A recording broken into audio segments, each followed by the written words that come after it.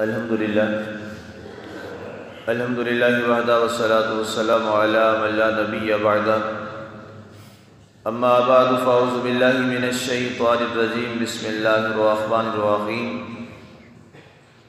وَوَهَبْنَا لَهُ أَهْلَهُ وَمِثْلَهُمْ مَعَهُمْ وَرَحْمَةً مِنَّا وَذِكْرَى لِأُولِي الْأَلْبَابِ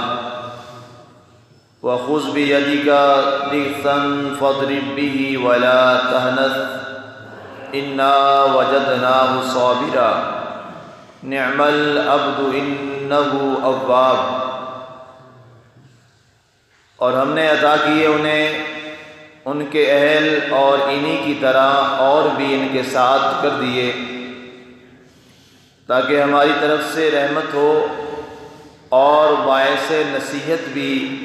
اہل عقل کے لیے بن جائے۔ اور لیجئے اپنے ہاتھ میں ایک جھاڑو، سو اس سے مار دے اور قسم نہ توڑ، بے شک ہم نے پایا اسے صبر والا، کیا ہی اچھا بندہ تھا،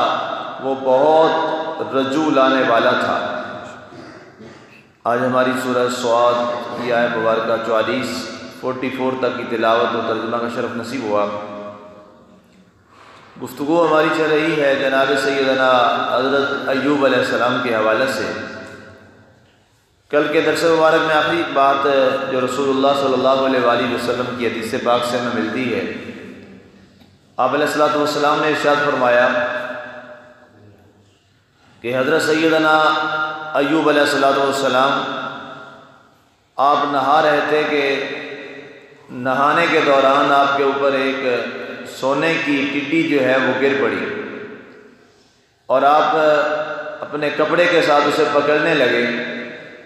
تو رب ذوالجلال نے ارشاد فرمایا کہ اے میرے ایوب، کیا میں نے تجھے ان تمام چیزوں سے غنی نہیں کر دیا کہ تم اس سونے کی ٹڈی کو دیکھ کر اس کی جانب مبذول ہو گئے اور تم نے اپنا غسل چھوڑ دیا؟ تو آپ نے عرض کی ہے میرے مالک، تو نے مجھے بہت عطا فرمایا ہے، لیکن اس کے باوجود میں تیری عطا کا طالب ہوں، جو تیری طرف سے کوئی چیز مجھے ملے۔ تو اس کے بعد اگلی جو یہ آیت مبارکہ کا حصہ ہے وَوَهَبْنَا لَهُ أَهْلَهُ، وہ آزمائش کی تفصیلی باتیں جو کل میں نے عرض کی۔ اس کے بعد جب اللہ تعالیٰ نے آپ کو شفا عطا فرمائی، ایک وقت کے بعد اللہ تعالیٰ نے آپ کو صحت عطا فرمائی اور آپ کی دعا اللہ تعالیٰ نے سنی جب آپ نے ارشاد فرمایا وَأَيُّوبَ إِذْ نَادَىٰ رَبَّهُ أَنِّي مَسَّنِيَ الضُّرُّ، اور ایوب علیہ السلام جب اس نے اپنے رب کو پکارا کہ اللہ میں تکلیف میں ہوں، آپ نے براہ راست ہے اس کی شفا کی بات نہیں کی، بلکہ یہ عرض کی اللہ کی بارگاہ میں کہ اے میرے مالک میں تکلیف میں ہوں۔ اس کے بارے ہمارے فقہاء علماء نے، مفسرین نے یہ بات لکھی ہے کہ جتنا کوئی اللہ کے مقرب ہوتا ہے اس پر اتنے ہی زیادہ امتحانات آتے ہیں۔ عوام میں سے خواص انبیاء کی ذات ہے، نبیوں پر بڑے امتحان آئے، اور ان نبیوں میں جو اللہ کے خاص نبی تھے ان پر زیادہ امتحان آئے، اور ان سارے نبیوں میں سب سے بڑھ کر جو اللہ کے محبوب ہیں وہ حضرت محمد رسول اللہ صلی اللہ علیہ وآلہ وسلم ہیں۔ آپ پر سارے نبیوں سے بڑھ کر امتحانات آئے، آپ پر اتنی آزمائشیں آئیں کہ کسی اور نبی پر اتنی آزمائشیں نہیں آئیں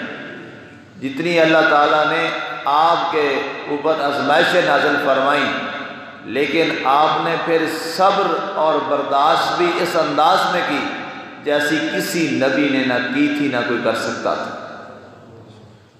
اب ہوا یہ کہ اندازہ کیجئے گا اس واقعے کے بعد آپ کی جو زوجہ محترمہ تھیں ان کا نام حضرت رحمت بی بی تھا اور ان کے والد کا نام منشا تھا، اور منشا کے والد کا نام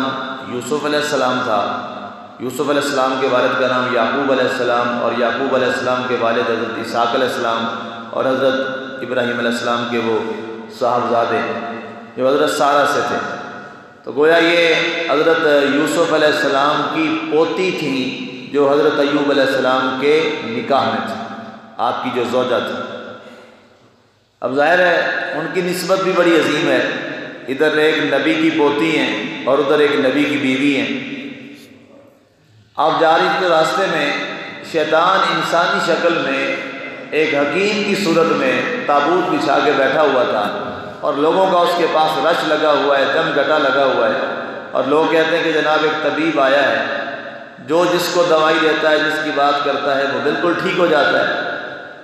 تو آپ کی زوجہ محترمہ حضرت رحمت بی بی جو ہیں علیہ السلام، وہ بھی اس جانب بڑھی۔ تو اس وقت شیطان نے خود کہا، انسانی شکل میں بیٹھا تھا وہاں پہ، کہنے لگا کہ سنا ہے کہ تمہارا شوہر جو ہے وہ بڑا بیمار ہے، تو کیا تم اس کا علاج نہیں کرواؤ گی؟ تو آپ نے فرمایا ہاں میں کیوں نہیں کرواؤں گی، کیا علاج کی، میرے پاس تو اتنے درہم و دینار نہیں ہیں، اس کے پیسے کیا لوگی، کیا لیں گے تم؟ تو اس نے کہا اس کا میں کوئی پیسہ تم سے نہیں لوں گا، کیونکہ تمہارا شوہر جو بیمار ہے، بس میں اتنا تم سے کہوں گا کہ جب وہ ٹھیک ہو جائے، اور وہ ٹھیک ہو جائے گا تو تم نے یہ کہنا ہے کہ اس کو شفا دینے والا میں ہوں۔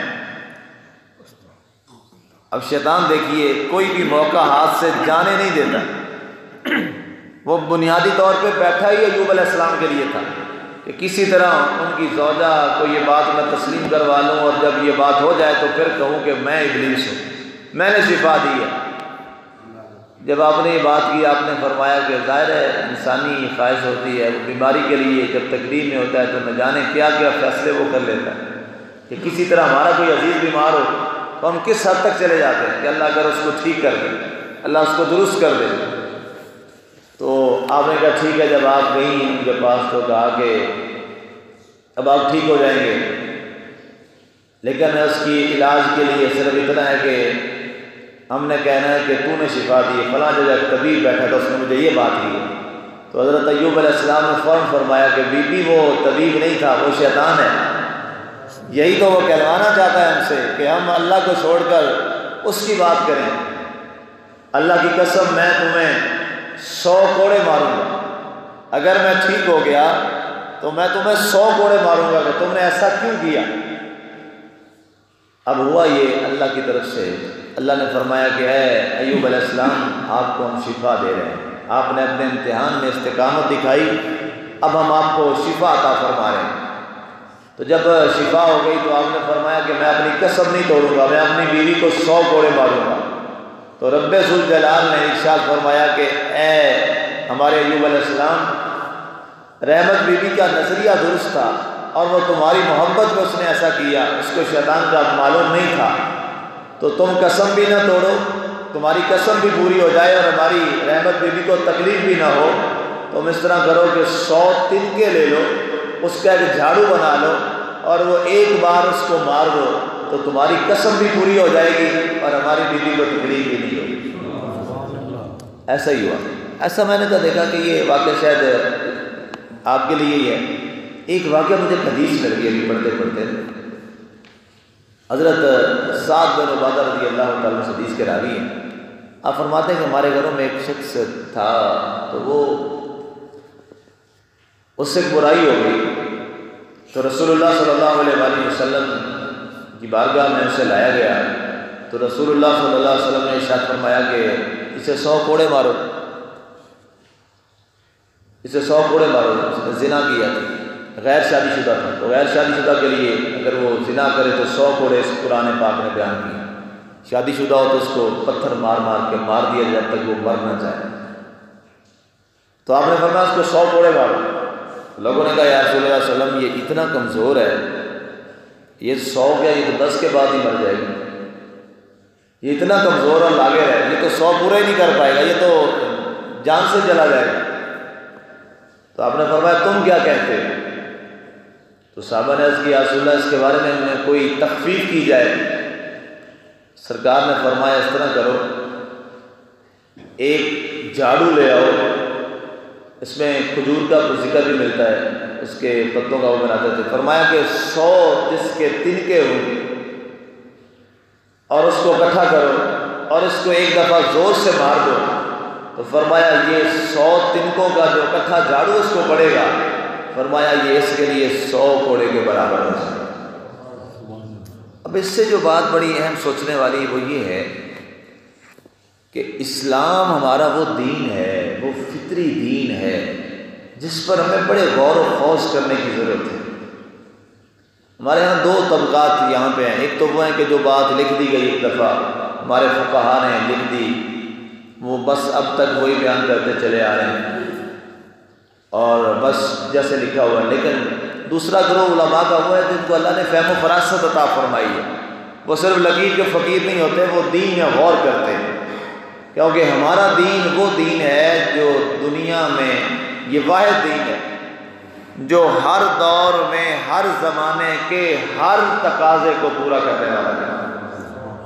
لیکن اس کے لیے کوشش کرنا پڑتی ہے،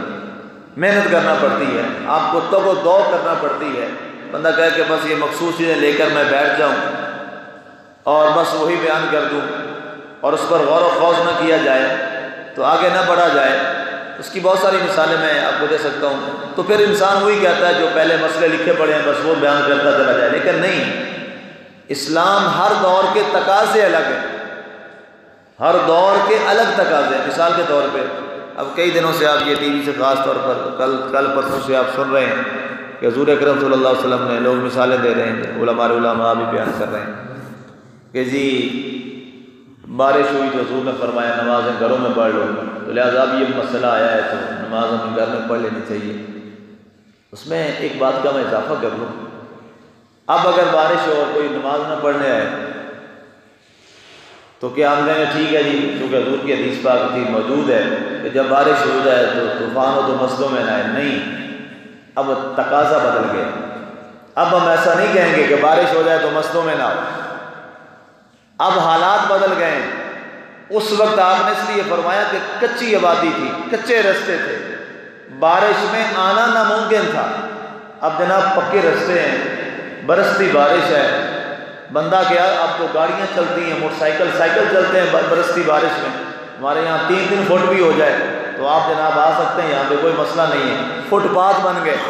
درمیان میں بارش چل رہی ہے اور فٹ پاتھ جو ہے وہ خشک ہے، تو اب ہم کیا کہیں گے کہ جناب تقاضا بدل گیا، وہ اس وقت کے لیے تھا، اب بارش بھی ہو تو مسجد میں آ کے نماز باجماعت پڑھو۔ یہ فہم و فراست جو عالم ہوتا ہے، جو امام ہوتا ہے، جو مبلغ ہوتا ہے، اس کو یہ غور و فکر کرنا چاہیے ہوتی ہے۔ اسی طرح اب جیسے یہ میں نے ماسک کے بارے میں کہا،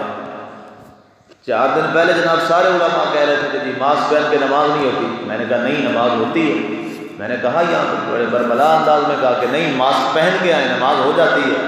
کیونکہ تکلیف ہے، مصیبت ہے، ایک عذر ہے، شرعی عذر موجود ہے۔ اور الحمدللہ مجھے کل کافی دوستوں کا فون آیا،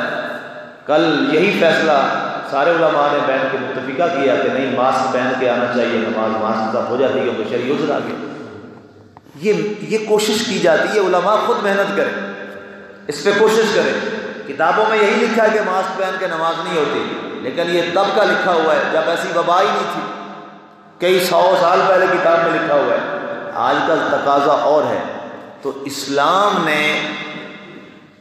ایک اصول دیے ہیں اور ان اصولوں کو ہر دور میں